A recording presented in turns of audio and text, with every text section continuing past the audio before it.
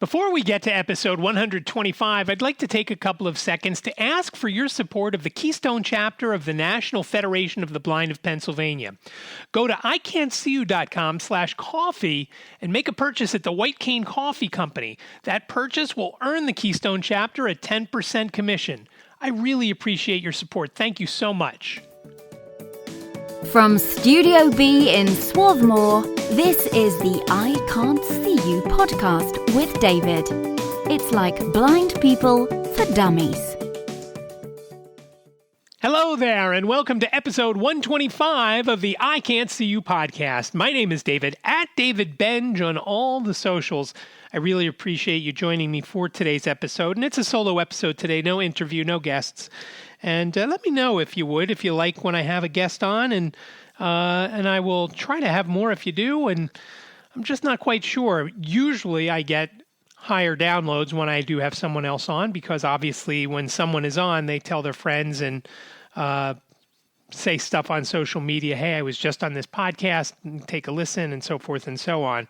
So that is a reason that I do it, but it's not always the case that I have people on, and it's obviously a little more difficult when I have somebody on because of competing schedules and trying to fit them in and things like that. But obviously, as in with Stacy's episode last week when I talked to Stacy Leap, that's episode 124. Go back and take a listen. You know, it's a great story that she has, and I'd like to let folks know about those. And so it is enjoyable to me, and so I will try to continue to have guests unless I get an overwhelming majority of folks that just don't like them.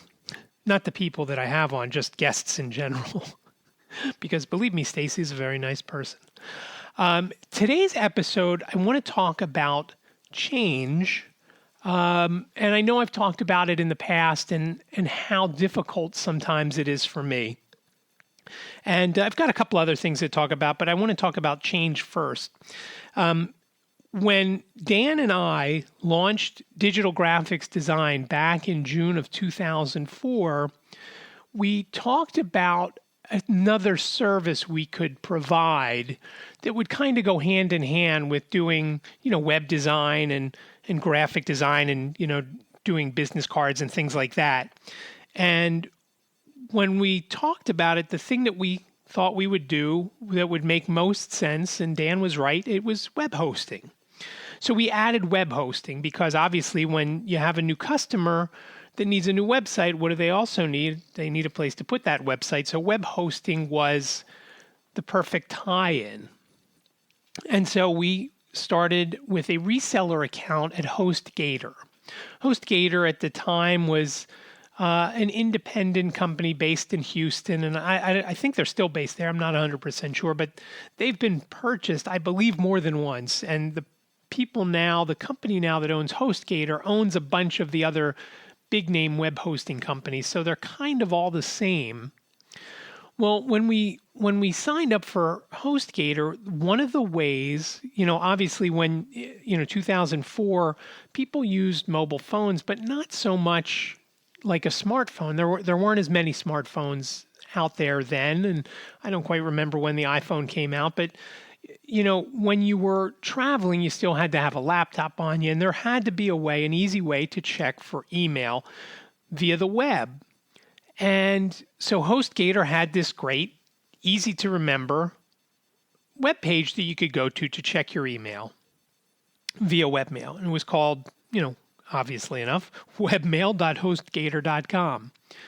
So for the past 17 years, I've gone there to check email even when I'm home, because whatever software they used at that page, on their site, was easy for me to read by zooming in, and B, you could delete an email without opening it.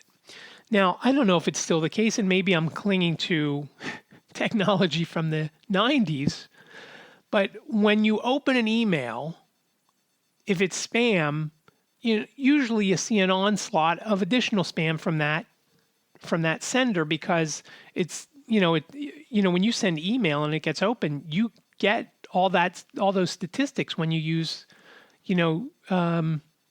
a service that sends, bulk email.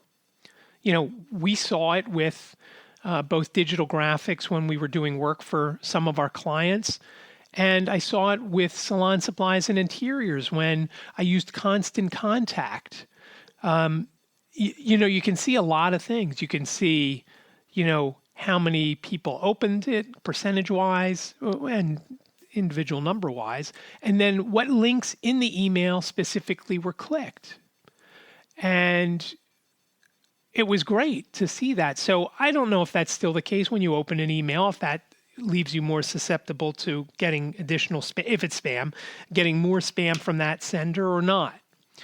But it was just a lot easier going to that page than trying to figure out how to get rid of the spam, because I know in my email client on the Mac, which is just the mail, it's just called Mail, when I click on something even to delete it, even if I right click it, it opens it.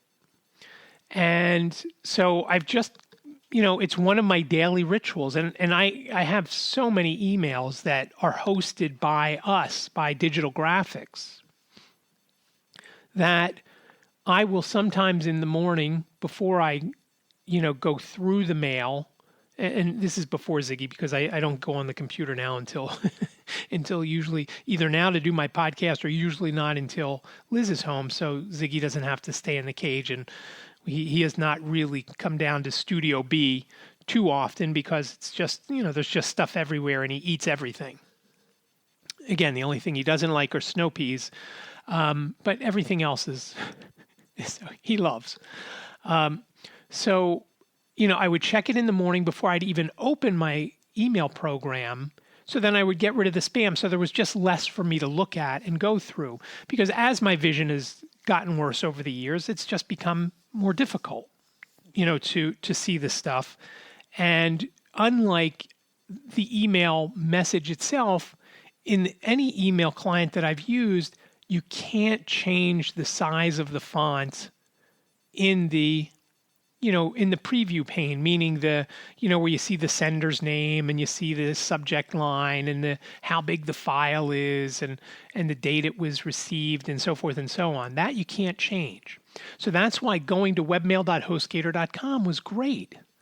And again, I probably would check easily half a dozen to a dozen accounts a day because, of all the different websites we run or control. It's also been helpful to Liz because when she's at school, instead of having to use her phone to check her email for her ican'tseeyou.com account, she can use the webmail, because she doesn't, it's a school's computer. She obviously is not going to put that, put the email on that computer where somebody else may, have access to it. So a couple of weeks ago, she said to me, I can't get to the webmail. I said, oh, really? So I said, let me try.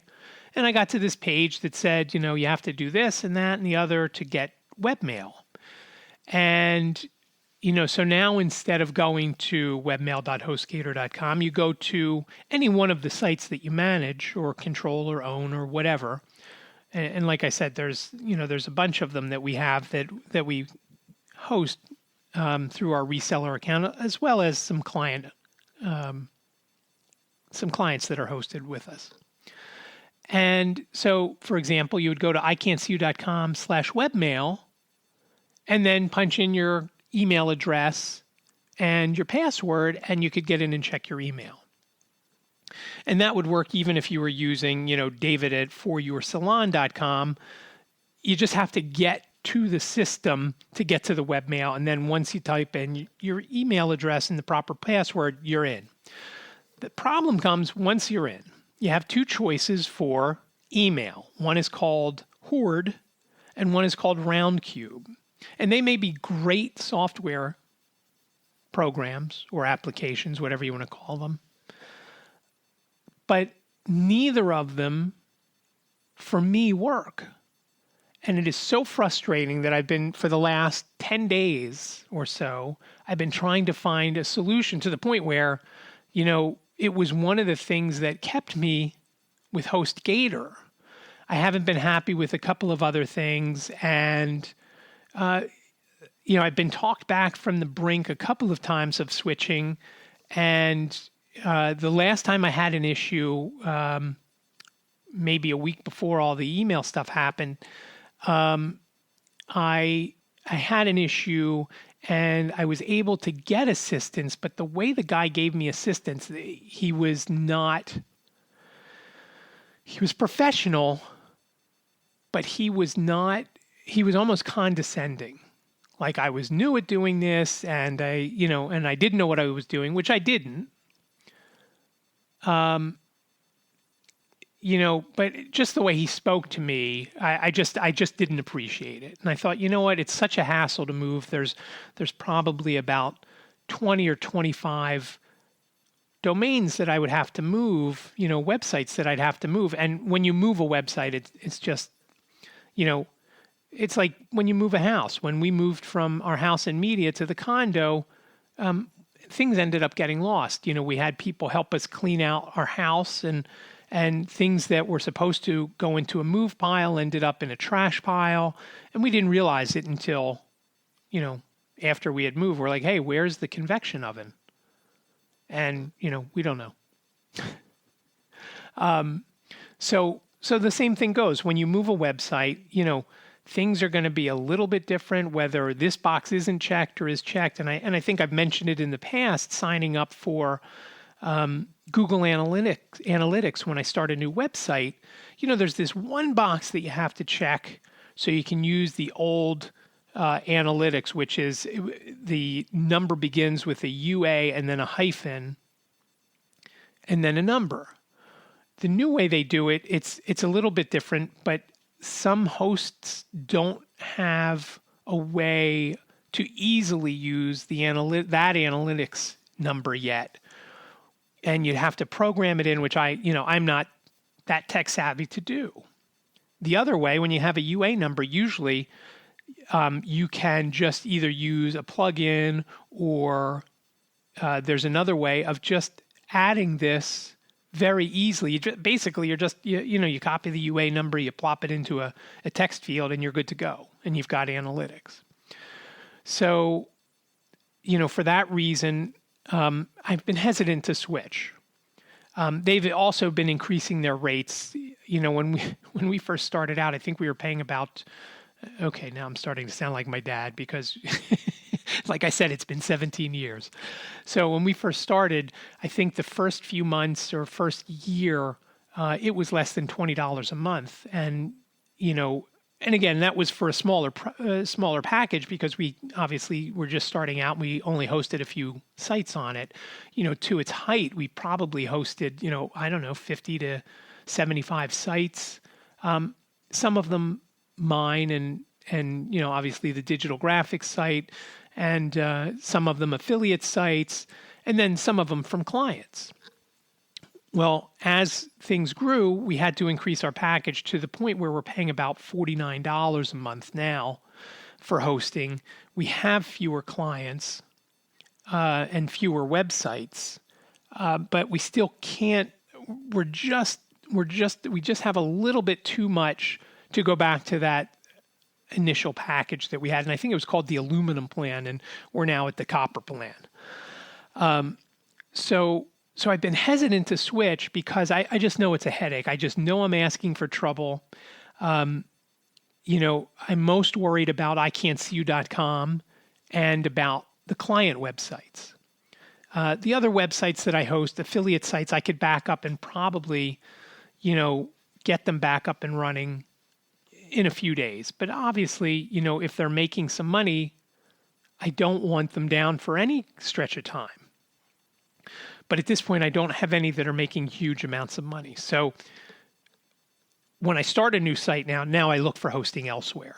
And I end up spending, for a site that I started last summer, I want to say I spent, for the year, I want to say I spent, close to $150. And that's just for one site. That's just for the one site. And I know when I renew, it's going to, be close to double that because they always get you with a good deal the first year. So I've started to look a little bit, but again, I'm hesitant to switch because I know it's just a hassle and a headache.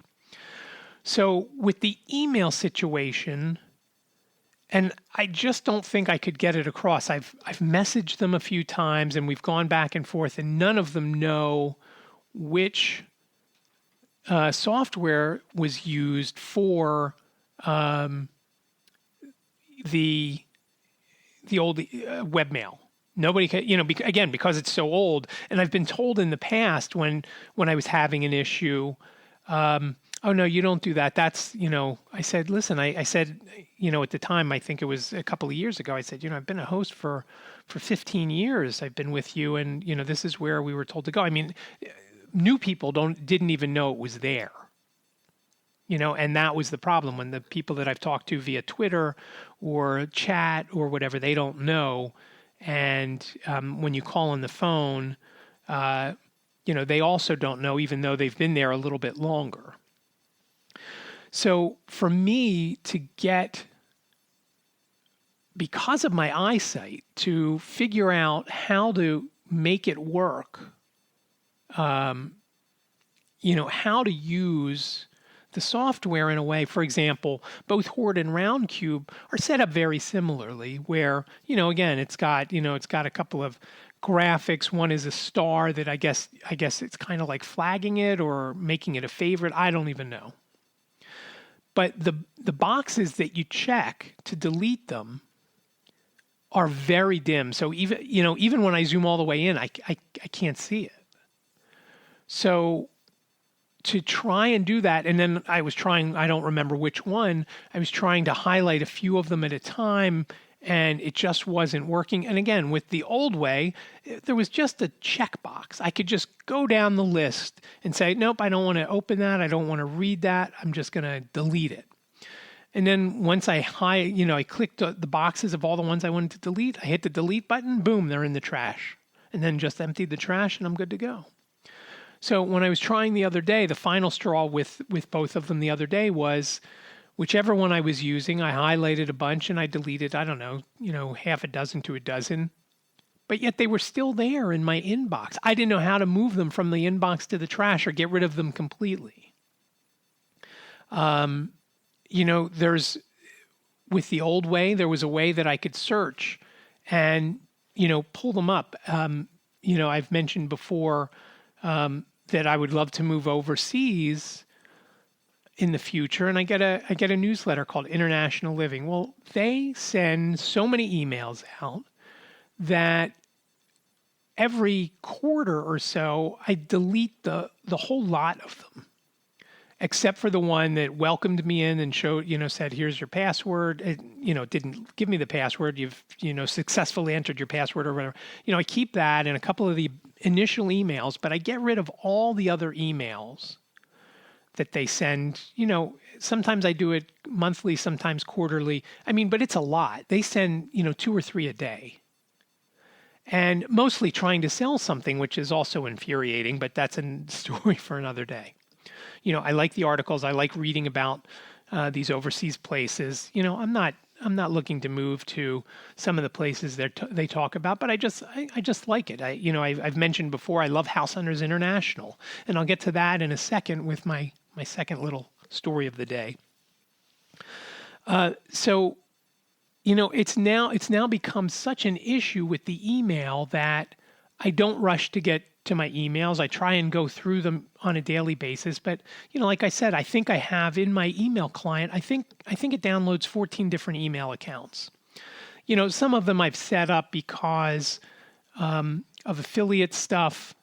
For example, I have affiliate at dgdesign.net. I have affiliate at ican'tseeyou.com. I've got, for my affiliate websites, I have staff at the different site names. I also have staff at dgdesign.net. Things that I could use when I don't want to use my typical email, like for DG Design, is David at DG Design. In this way, so I've got all these emails coming in. Since we got Ziggy, I went from maybe having, 50 to 60 unread emails sitting there and on any given day after I've gone through them to now I have over 500 now because I don't know how to get rid of them because I don't want to open them. So it's just difficult, and change. And it made me think back to when I was in school. They would say, one of the teachers that I had would say, as you get older, you get more conservative. You don't like change. And I wasn't sure if this is what she was talking about, but it is just so difficult to try and figure stuff out like that it's just not easy when when you're trying to figure it out and then, you can't see it. I know change isn't easy for anyone, but it's just, it just makes everything takes longer. Just makes everything take longer. And as I've mentioned, I know more than a few times, for me, with my lack of vision, everything takes longer to begin with. And it's just frustrating. What I'm trying now, and I'm seeing if it's worked. I just tried it a few days ago.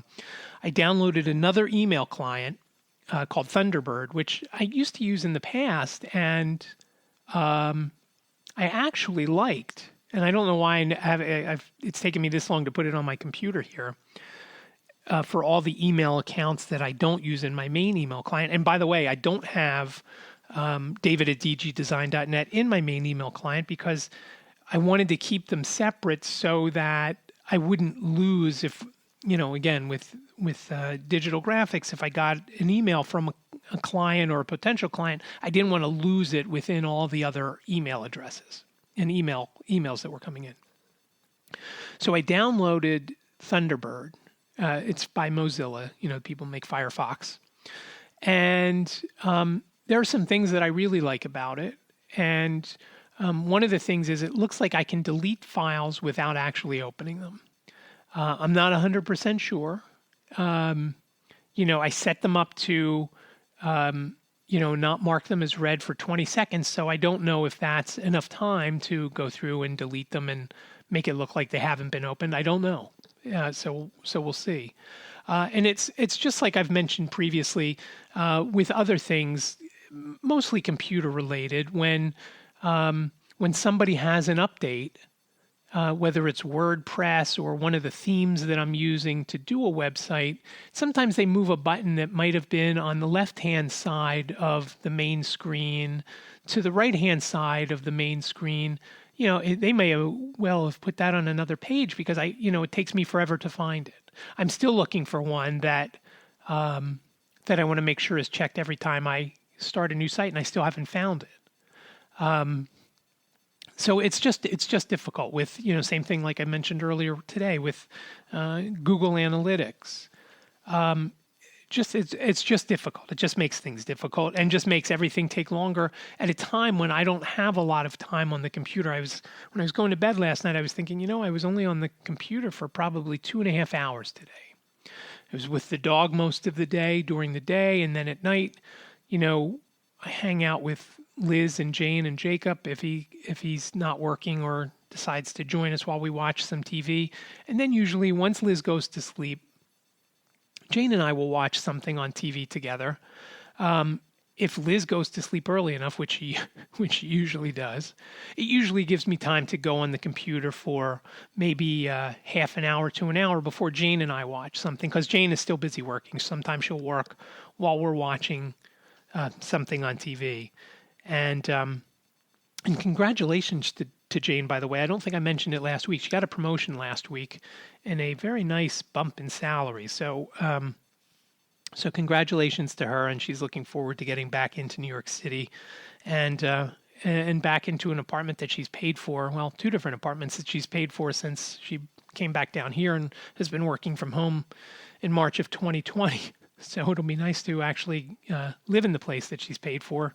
As I mentioned before, she didn't even live in her last apartment and spent not one night there.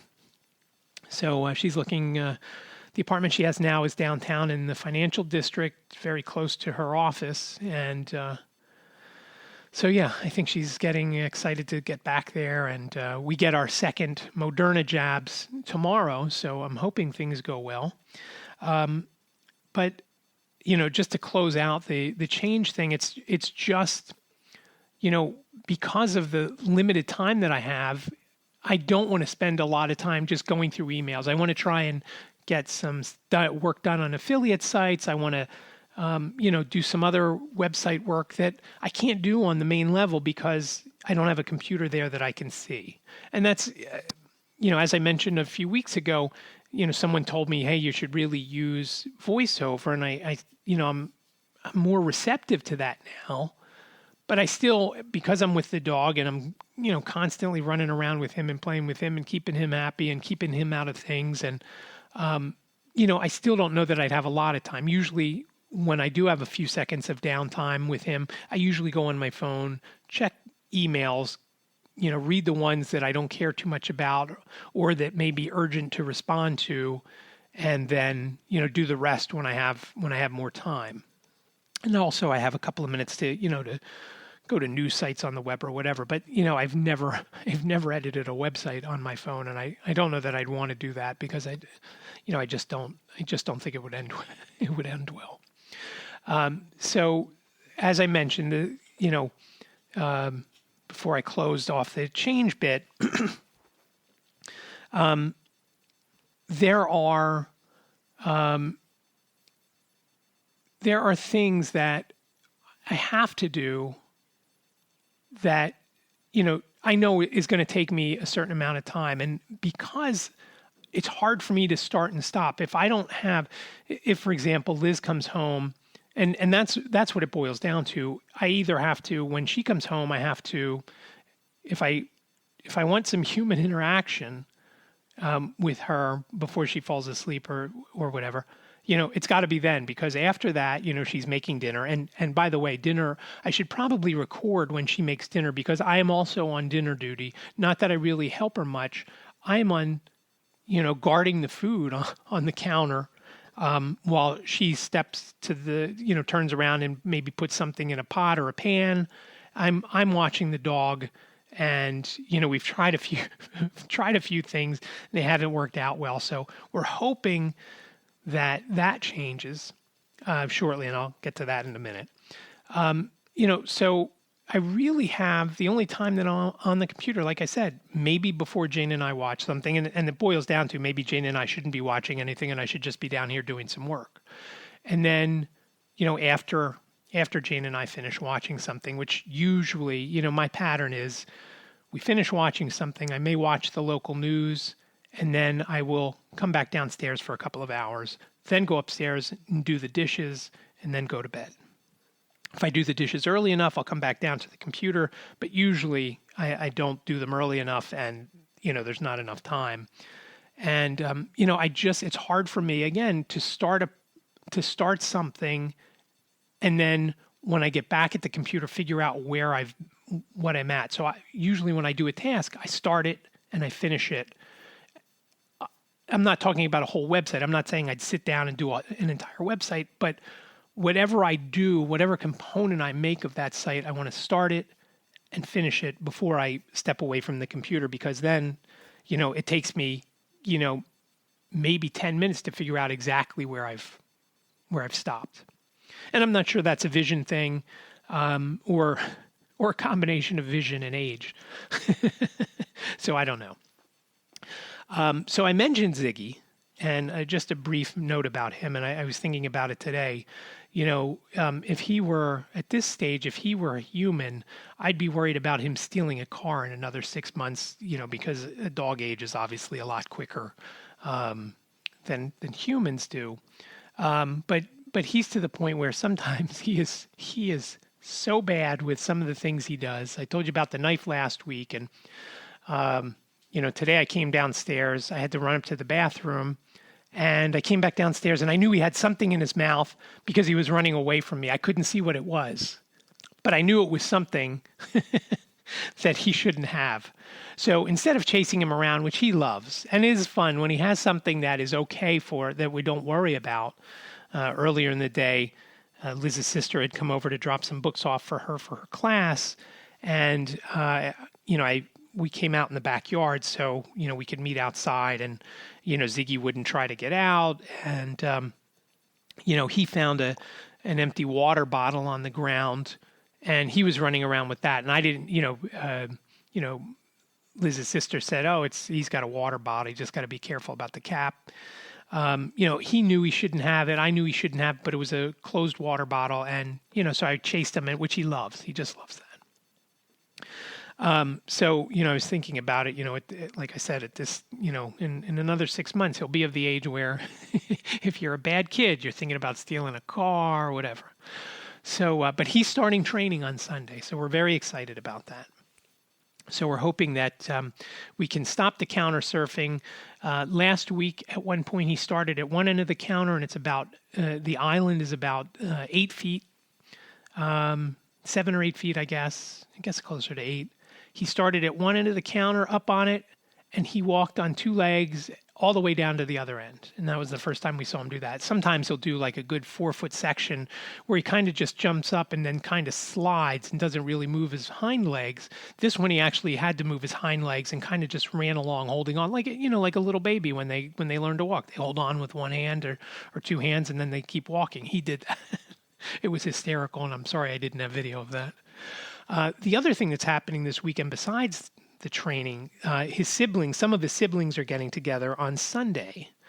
So we are hoping to do that. It'll depend on how I feel after the second jab, which I just said, Jane and I are getting tomorrow afternoon. I got a pretty busy weekend coming up, so I'm hoping I feel okay because we have a memorial service to go for my friend Chris Doherty on Saturday afternoon. And then Sunday morning, we have the dog training, and Sunday afternoon, we have the get together. And Ziggy just doesn't get around dogs a lot. When he was able to, once he had all the shots, he had the surgery. It was, 2 weeks after he had his shots, he had surgery. So, we had him out on a walk yesterday, and there's another person walking their dog that would have been a great, fit for the two to get to meet each other. But the person walking this other dog, which Liz told me was a husky, right before they came up to us, the woman had stepped on the dog's foot.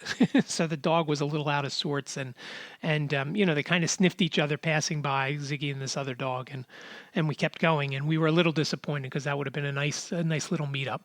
So our fingers are crossed that the training goes well and that we can get together with the dogs because I'm just interested in seeing them. And as I've mentioned before, we have a Facebook group of the siblings. Some of the things these other dogs do, it's hysterical. One lady posted, the dog loves to blow bubbles in their water bowl.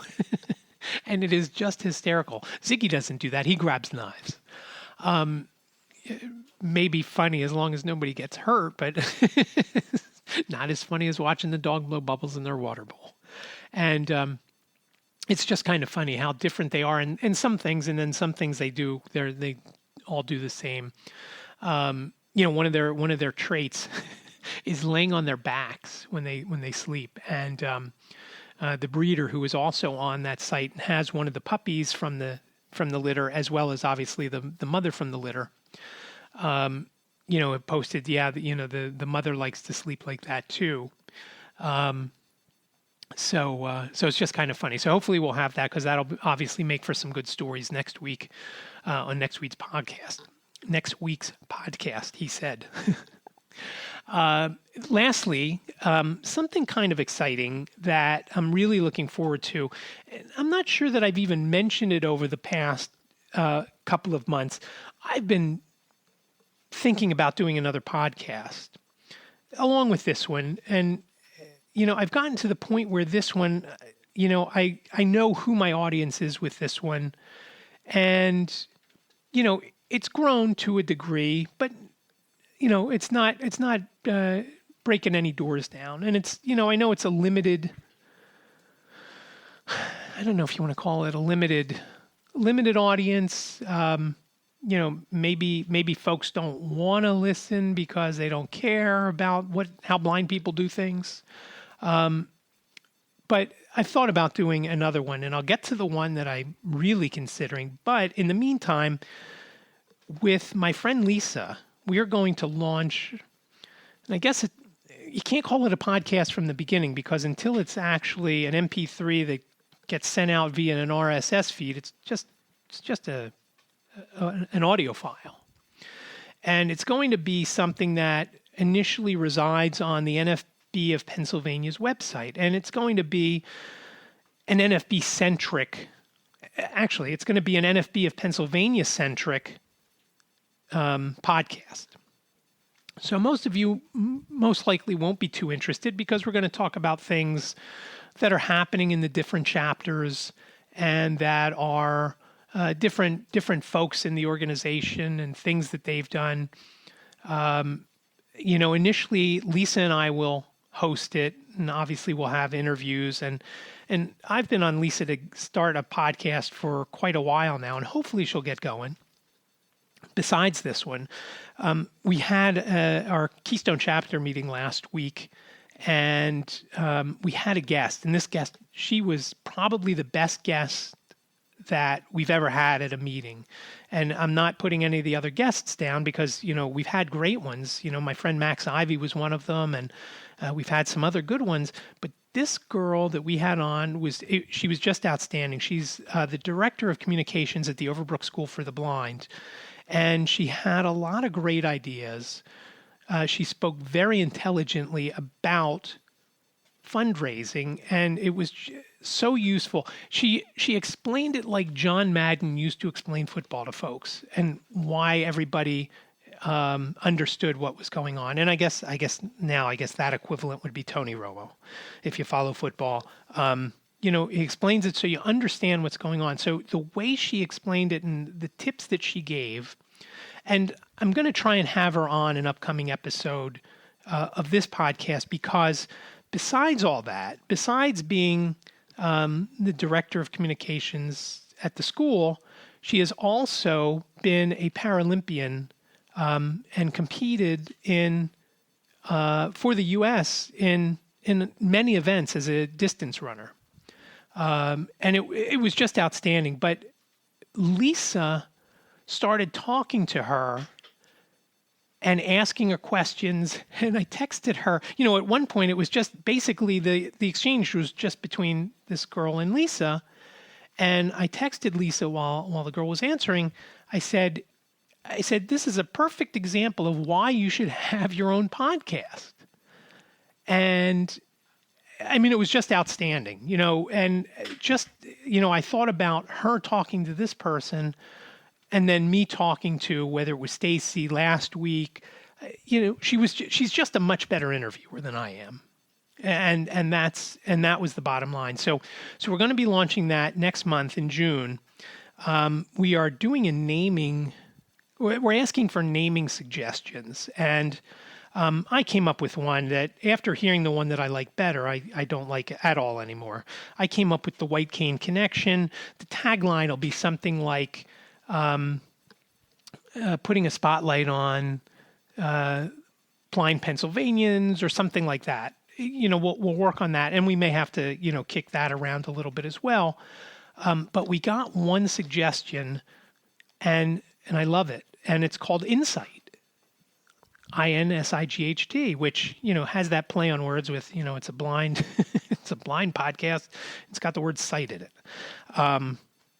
It made me think of Carrie and Brian from Outlook, who I talked to, I guess it's been about a year now, for the Canadian brother and sister that have the show up in Ontario that goes out, first as a radio show and then is, as a podcast. So I love that name. And so hopefully we'll get that going. Initially, it's only going to be a monthly basis, kind of like a newsletter, basically an audio newsletter. There's so much that we could talk about. I'm sure before too long we'll be doing it weekly. There's just obviously so many topics, so many people to talk to. We're going to try and keep it to a half an hour, as I usually like to do with this. And, I'm well, well past that now.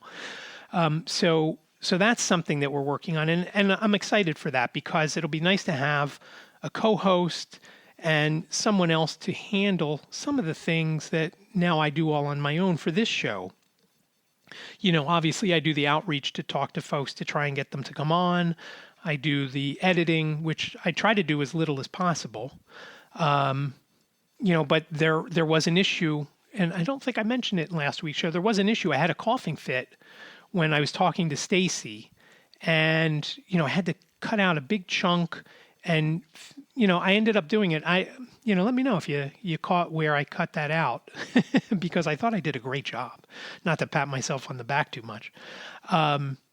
So it'll be nice to have. It'll nice to have have that, not having the whole burden of doing the outreach and setting things up, and so I'm looking forward to that. And hopefully, after a while, and I know I'm thinking, and both Lisa and I were thinking that at some point Simon would want to jump in on this, and it'll depend, I guess, with him if he can do it without having to move away from Blind Abilities, because Blind Abilities to me is the flagship of podcasts for the blind. So if you ever want to listen, I mean that's just that is the one, and he does a lot of episodes on that. He's not the main or the only host, but he does a lot on that. But he's starting college in the fall, so who knows how much time he's going to have to do anything else, and as well as his role in the NFB of Pennsylvania as the president of the students division. So he's got a lot on his plate already, but hopefully he'll be able to jump in and do some episodes and interviews and things like that as well. We haven't told him yet, and Simon, if you're listening, there's the official ask. So that's going on. But I've mentioned before that I've wanted to, or maybe I haven't, that I wanted to do another podcast. And I've been going back and forth. Do I want to do it on sports? And there are a million sports podcasts. And I don't know how great I would be at that because I don't know the players like I used to, in any sport. And, I don't know how much fun that would be constantly talking about it. Now, on the flip side of that, I would love to interview all these different players and coaches and managers and broadcasters and whatnot who bring that sort of thing. So I think that would be cool. I also have kicked around doing a music one. Now, the problem with music podcasts, you can't play the music. It's just you got a better chance of getting struck by lightning than being able to use music on a podcast. It's just very difficult. There's all sorts of hoops, like I said. So I don't know how receptive that would be to folks. I bought a domain name a few years ago, expecting that at some point in time I would start a alternative rock podcast. Alt Attic is the domain name that I bought. I still have it. When I buy a domain, I typically don't give it up. And when I do, I get mad because then I see somebody else grabs it and then puts it for sale for thousands of dollars. I did that years ago with, I think it was called lowvisionhelp.com. And there was another one. And lowvisionhelp.com, I think if you look now, I think somebody's selling it for a couple $1,000. And I'm mad that I got rid of that. That one would have been a good one to hang on to. But I thought I wasn't going to use it, so I got rid of it. And now, because of that, now I have like 75 domain names. Some are clients that we've purchased the domain for them, that we control the domain name. Most of them, though, are either affiliate sites for me or different sites, that I've either built or just domain names sitting there with nothing on them. So another thing that I like, besides sports and alternative rock, is traveling, specifically internationally, and like I said, moving abroad. So I thought, wouldn't it be cool to do a podcast? Like I said, one of my favorite shows is House Hunters International. Wouldn't it be cool to do a podcast of talking to the folks on House Hunters International? Because sometimes, if you've ever seen the show, whether it's that show or just the House Hunters, the one that takes place in the U.S., where the couples they seem like there's no way that once they settle on this house, there's no way they're going to stay together. And so it would just be interesting to see, going back, and they've done it recently with on the show itself, where they've run episodes, where are they now? And there was one that I watched. It was a Canadian couple, and they were moving to England, where they split up. The guy moved back to Canada, and the girl stayed in London. And I just thought it would be cool to see, as well as to get an idea of how it was shooting the show, how it was dealing with the real estate agent, how it was, with all the different paperwork. And, then I thought, well, why does it have to be just the interviews with the house hunters people? It could be about moving abroad. Again, something I'm interested in, something I want to learn more. You could talk to, I know I've mentioned her before, Adrian Leeds. I thought, well, 1 month you could focus on either a country, or 1 week and do multiple episodes in a week. I think there's just a greater audience out there for that. Just like there is for the NFB podcast that Lisa and I are going to kick off next month. There's a built-in audience for the NFB because, there's, I don't remember what the total is of, members of the NFB of Pennsylvania, but, you won't be starting from zero, because you're doing it for an organization that has, I don't know, hundreds of members, maybe more. So there's just a greater audience and a greater, depending on what we talk about, I'm sure folks from other states, blind folks in other NFB affiliates and chapters will want to listen. So, so there's a greater audience built in. And you would launch with higher numbers than what I launched with. I don't remember what my first few episodes got, but, I know they were small fractions of what I get now, and I don't get much now either. I also think that doing something that's a little, I don't want to say broader topic, because, moving, not everybody wants to move overseas. I mean, I have a name picked out. I'm not going to say it now until I get the domain name, because I was looking last night for what I could do for Insight. And again, we don't know that 100% that that's going to be the name, because, we're giving it a couple of weeks to hear submissions. But I really like that one. And, at this point, of the ones we received and the ones we've come up with on our own, that to me is the best one.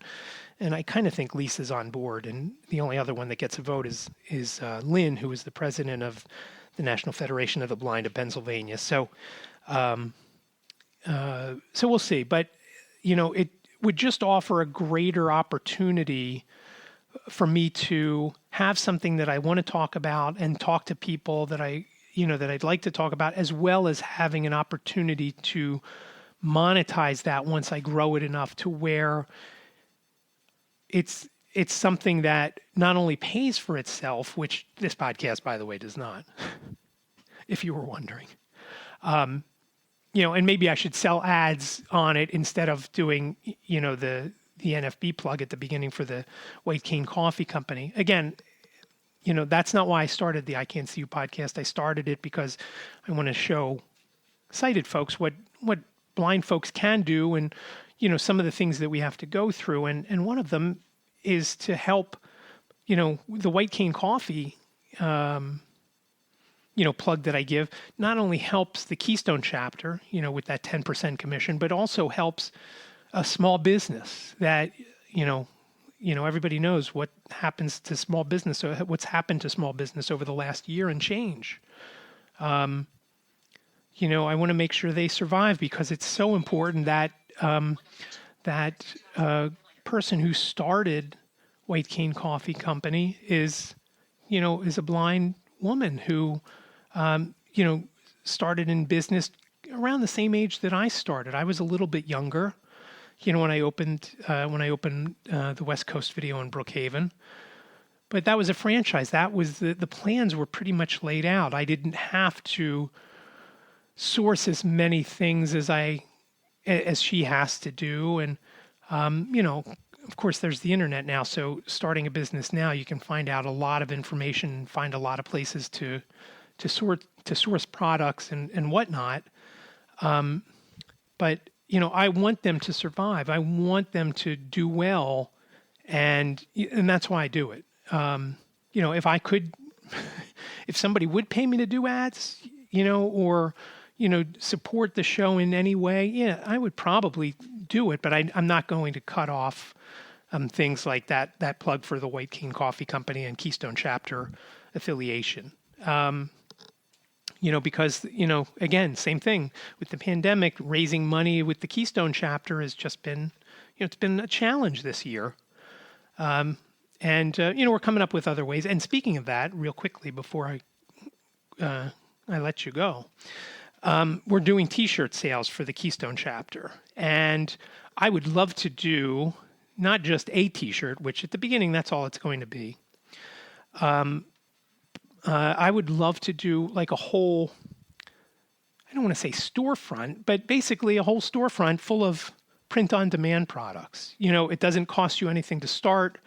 I've already designed one T-shirt that, don't tell anybody, but I've ordered one, both to see the quality of the T-shirt and to make sure I did the layout okay.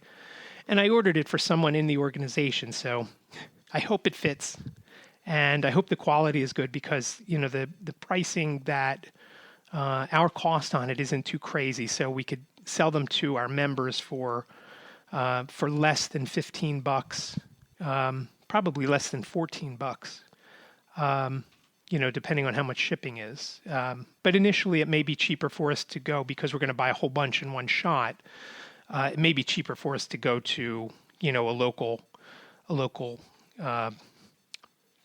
print place, screener or whatever, because then we could just go pick them up and distribute them ourselves, and that would cut out shipping costs, which shipping for this T-shirt is $4. So we'll see. But, I like doing that. I like doing, again, something I shouldn't do because it takes me forever to do it, but I liked laying out that T-shirt and, we'll see how it turns out. So I'm really excited. It should be printed by now and hopefully making its way to me, and then I will give it to the person who we ordered it for. And I'm interested to see what her reaction is. If it's, hopefully it's nice. If it's terrible, I'm not going to give it to her. Okay, I'm going to stop talking about it now. But that is what I have this week. And let me know what you think about starting another podcast. If you have some ideas for me, I'd be happy to take a listen. And again, you could reach out 646-926-6350.